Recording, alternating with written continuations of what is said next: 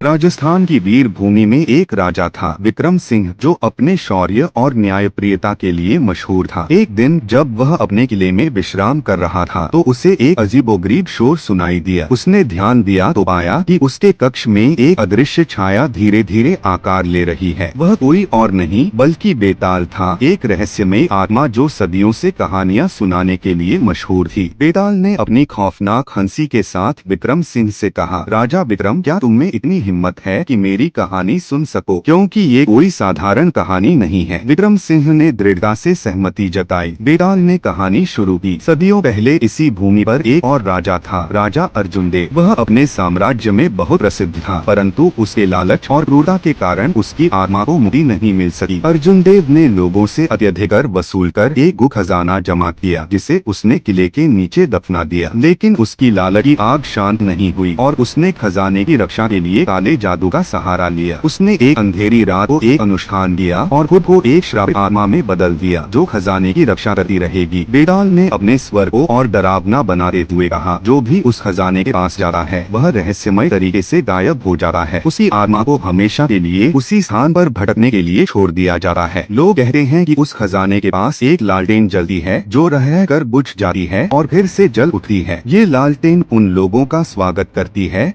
जो खजाने की खोज में आते हैं। विक्रम सिंह ने पूछा, तो क्या कोई उस खजाने को हासिल कर सका? बेताल ने हंसते हुए कहा, सिर्फ एक व्यक्ति ने खजाने के पास जाने की हिम्मत की, एक साधु जिसने राजा अर्जुन देव के श्राप को तोड़ने की कसम खाई थी।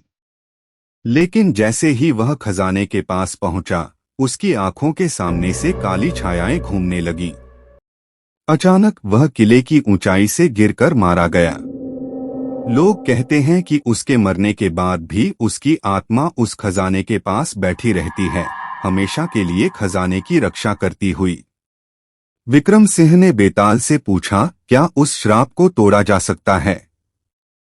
बेताल ने उत्तर दिया, शायद, परंतु इसके लिए उस व्यक्ति को अपने जीवन की आहुति देनी होगी।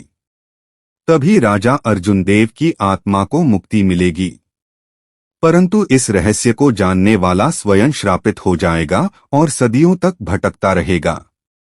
इतना कहकर बेताल अचानक गायब हो गया, लेकिन विक्रम सिंह के मन में उस कहानी का खौफ रह गया।